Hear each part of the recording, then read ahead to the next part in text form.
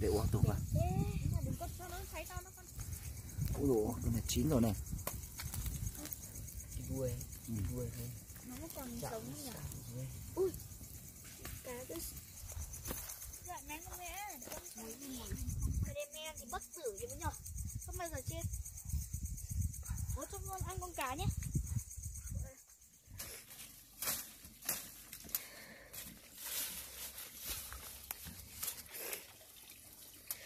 Ui. Đấy à?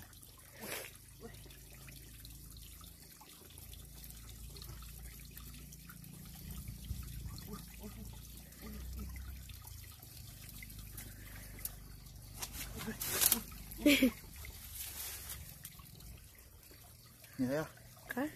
Tiếp tục. Ui.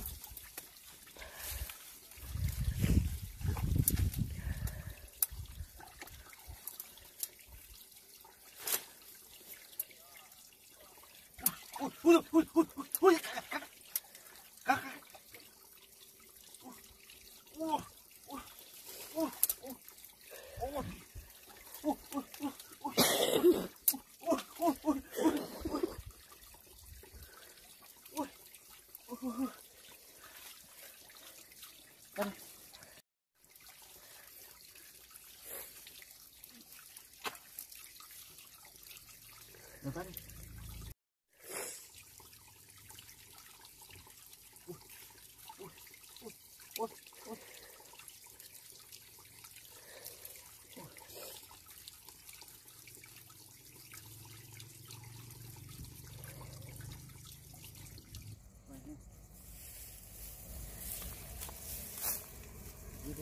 Tìm được bao nhiêu củi này?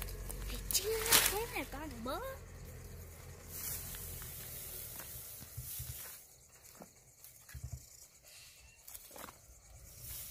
Ôi, cái báo này. Không cần.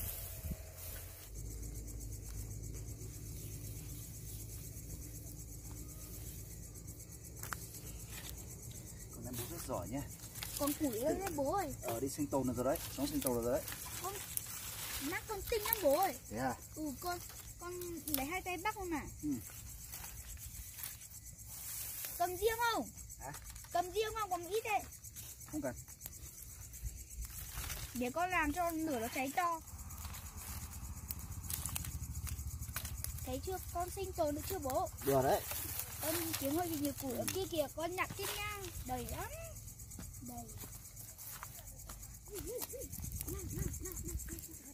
Con nước đâu con ơi. Chơi dâu thế. Chè, cái thùng chè lọ, rượu ớt chuột lọ. Làm bình thường đi. Làm.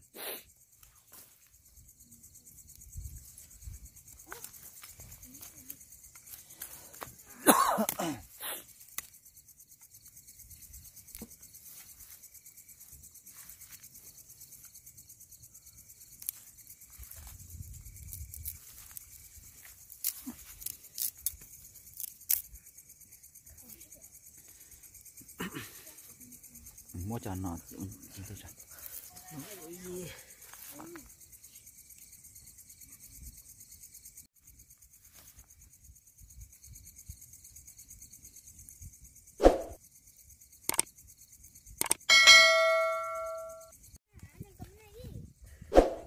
Không nói chuyện các con nhé.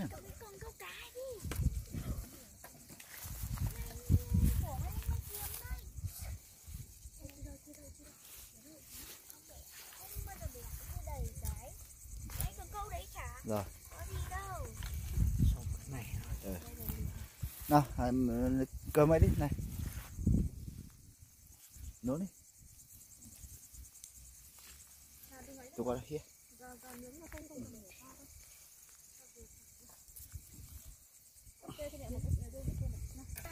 Đây là củ múa này. Tôm hai. Để uống tủ vào. Đừng có cho nó thấy tao nó con thấy cá đấy. Một con rơi anh đây rồi bố mẹ. Tên mùa. Hả? Kệ nó đi. Cho mà chia to mà mình không động tính nhiều. Kệ nó xong sau là cho thầu cá trông nhỉ.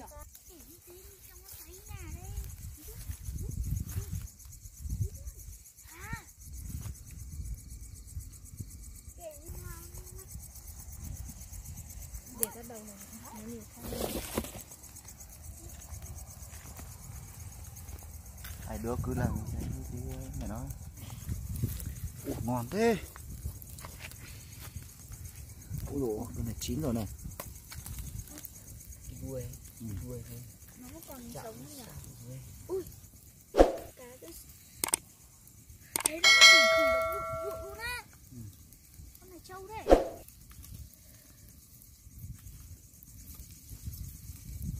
Đây mượn con này tí đã con. Ừ. Chào đấy.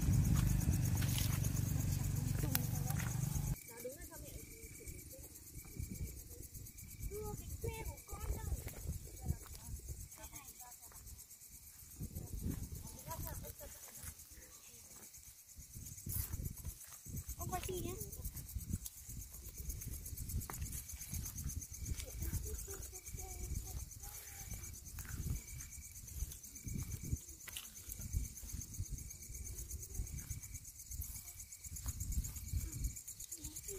Con đi rửa rau như vậy nhá.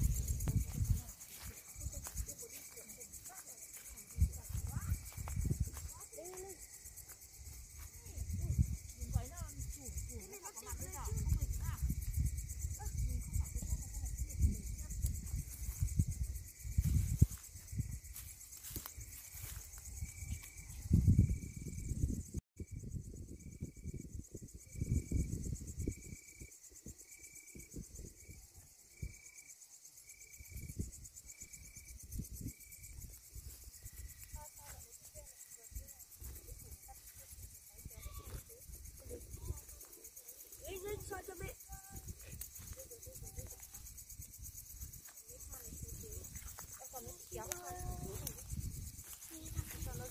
Chắc nhiều được thôi.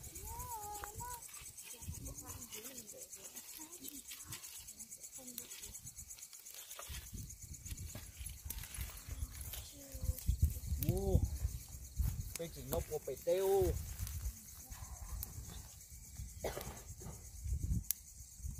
Cái mà thấy chua xích cổ xí mà mua nhiều đà bảo. Ô thế cái một số đi đâu rồi mẹ không? Đây à?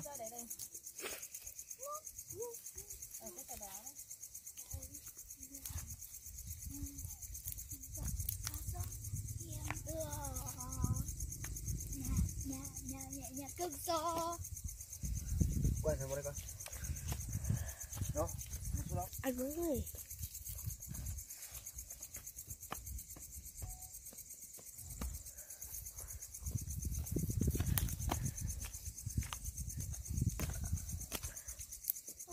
Hôm nay thảo mẹ được không?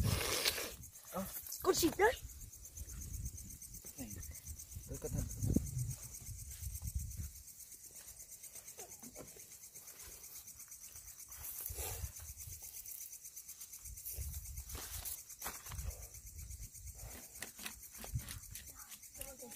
Ở đây làm gì? Đâu. Chuẩn bị ăn á? Ông con lấy ghế.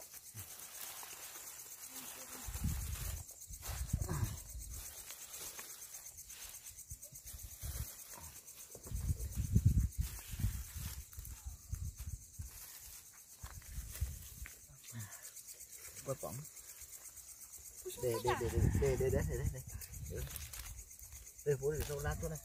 Lát chỗ. Đừng lấy cái này. Từ. Đó. Vào đây. Để im cái đấy. Nào. Có phải hướng mẹ gọi tên hướng.